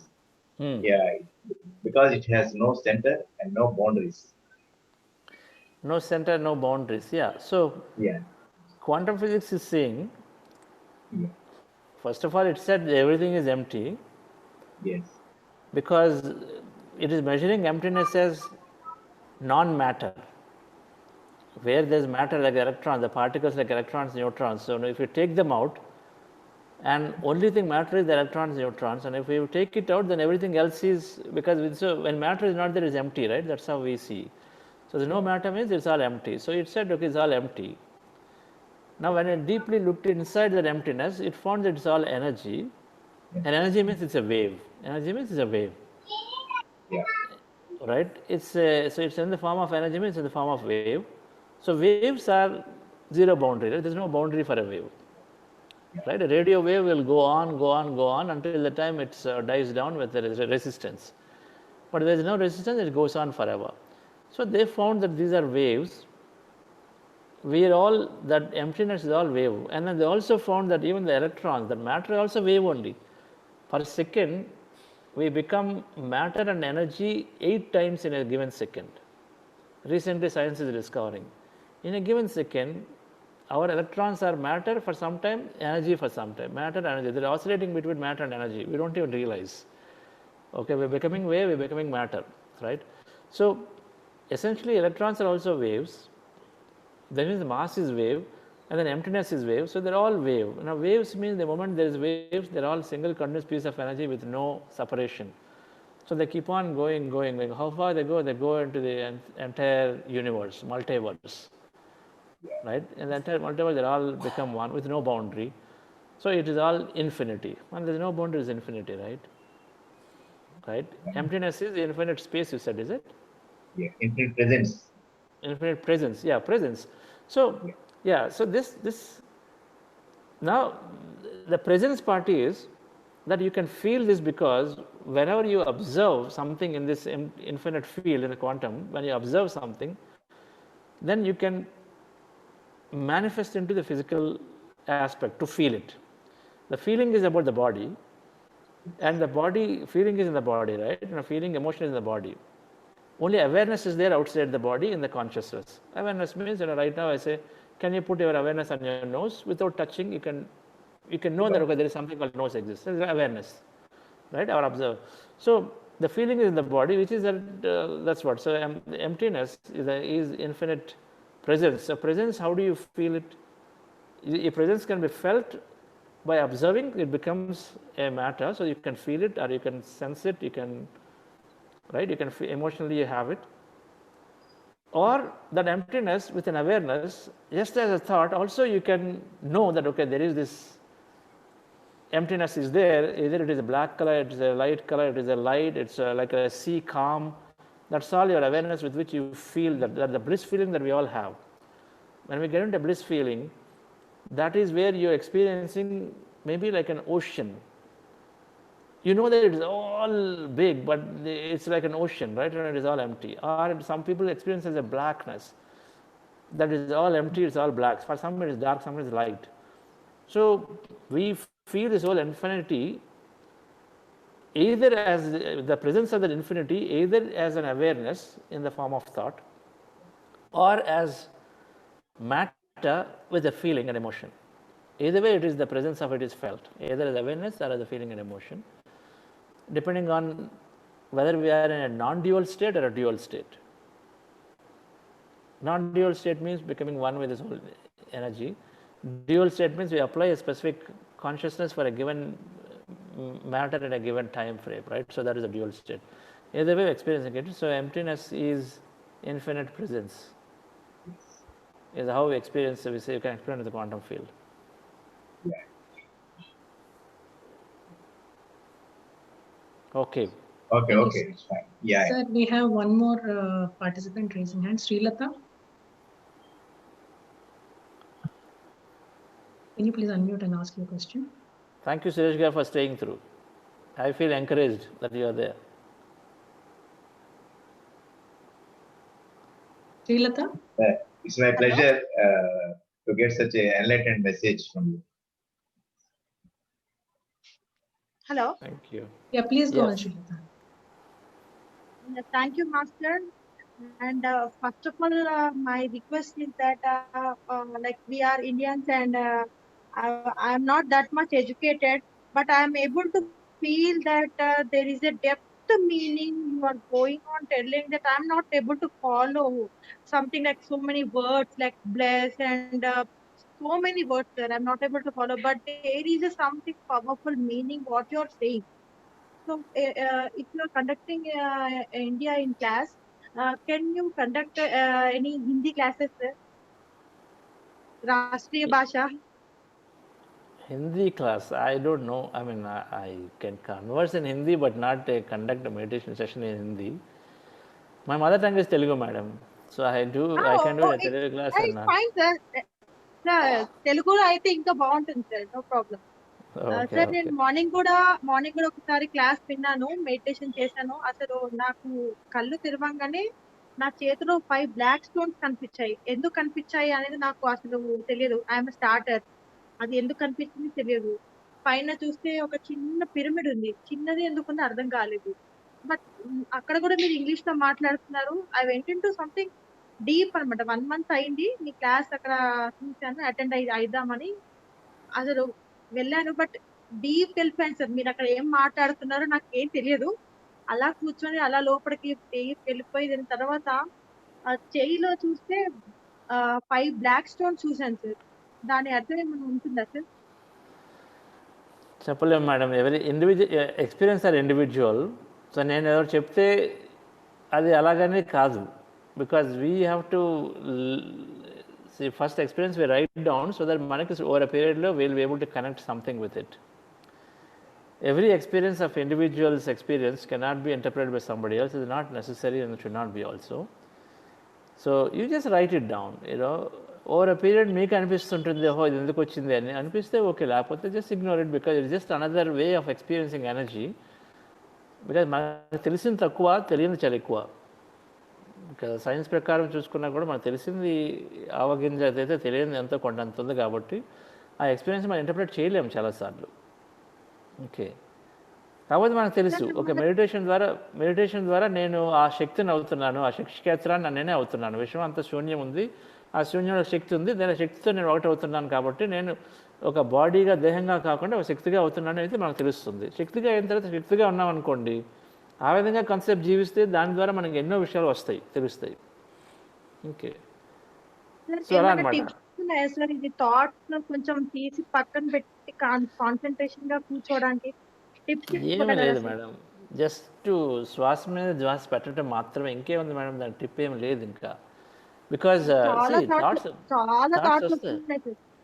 వస్తాయి madam, that is okay, slowly practice and it will go down. అంటే thought పోవడం అనేది ఉండదు, that's what I was trying to tell. ఎంటీగా పూర్తిగా అయిపోయి అందులోనే ఉండాలి అన్నటువంటి నెసెసిటీ లేదు ధ్యానంలో. ఎంటీ అవ్వడానికి బ్రెత్ అబ్జర్వ్ చేయాలి, అబ్జర్వ్ చేస్తున్నప్పుడు చాలాసార్లు మనం ఎంటీకి వెళ్తాం కానీ మనకు తెలియదు అంతే ఎంటీకి వెళ్ళామని. ఎందుకంటే ధ్యానంలో మనకి టైము స్పేస్ రెండింటిని మనం క్రాస్ చేస్తాం. కాలాన్ని దూరాన్ని రెండింటిని కూడా మనం ఆ రెండింటిని క్రాస్ చేస్తాం. ప్రదేశాన్ని కాలాన్ని క్రాస్ చేస్తాం. క్రాస్ చేసినప్పుడు మనం ఎంటీగా అయ్యాం కూడా మనకు తెలియదు అనమాట. అంటే నేను ఏమంటానంటే కనీసం ఒక 30 సెకండ్లు ఎంటీనెస్తో ఏ థాట్ లేకుండా ఉంటే మాత్రమే మనకు తెలుస్తుంది, ఓకే నేను థాట్లో లేను, నేను థాట్ లేకుండా ఉన్నానని. కనీసం 30 సెకండ్లు కంటిన్యూస్గా ఉంటే అప్పుడు మనకు తెలుస్తుంది, మన బ్రెయిన్ రికార్డ్ చేస్తుంది కాన్షియస్గా. నేను ఒక 30 సెకండ్లు థాట్లు లేకుండా ఉన్నాను అని తెలుస్తుంది మనకి. సపోజ్ మీరు 2 సెకండ్లే ఉన్నారనుకోండి, మళ్ళీ నెక్స్ట్ మళ్ళీ థాట్లోకి వెళ్ళిపోయారు అనుకోండి, మళ్ళీ వచ్చారు, మళ్ళీ 2 సెకండ్లే థాట్ లేకుండా ఉన్నారు, మళ్ళీ వెళ్ళిపోయారు. మీరు మెడిటేషన్ బయటకు వచ్చిన తర్వాత వచ్చేసారు, మొత్తం మెడిటేషన్ అంతా నేను థాట్లో ఉన్నాను అనుకుంటాం. కానీ చాలాసార్లు 2 సెకండ్లు మీరు థాట్లెస్లోకి వెళ్ళారు, అది సరిపోతుంది చాలా, అంతే. ఆ మాత్రం చాలా ఆ ఎనర్జీ రావడానికి, మన మెసేజ్లు రావడానికి, మన తర్వాత ఎక్స్పీరియన్స్ అవ్వడానికి కూడా. Okay, thank you sir. Thank you, sir. So I have a question, sir, if you have time. We are done with questions from panelists and attendees. So yes.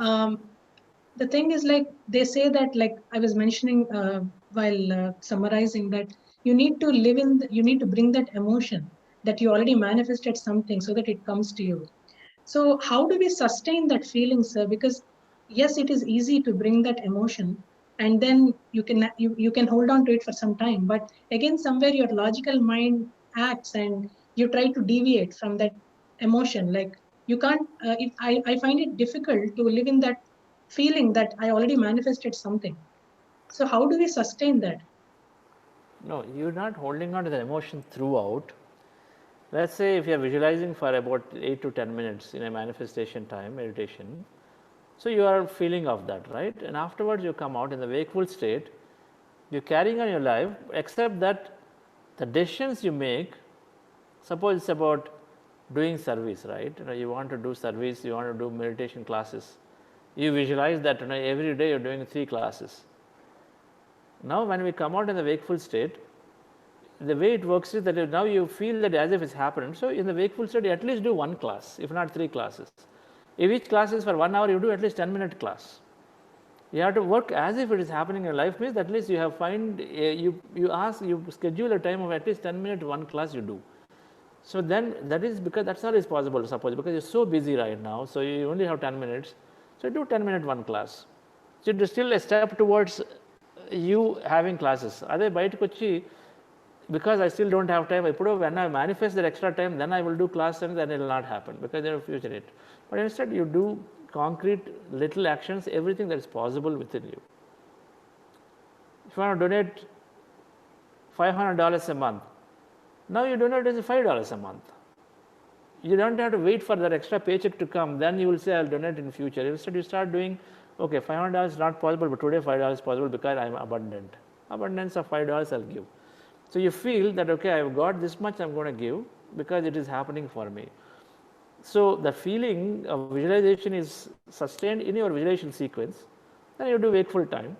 Then again maybe madhyana once again you visualize. Again night once again you visualize. That time only you have to sustain it, right? Rest of the time we are saying don't go back and say it is not there. I'm still in the same old self and a concept theory. అటువంటి ఆలోచన limiting thoughts old self ఆలోచన వచ్చినప్పుడు we have to cut them. If you do more meditation, you will become aware, and then you will automatically not entertain old thought. Okay. Thank you for sharing, and thank you for your time, sir. I mean, our family and friends, many of us are immensely benefiting from all the workshops that you are doing through Buddha CEO. And great wisdom shared. And thank you for guiding us, sir. Thank you. Chandrasekharji, your guided meditation was really wonderful. I felt the absence of my physical body.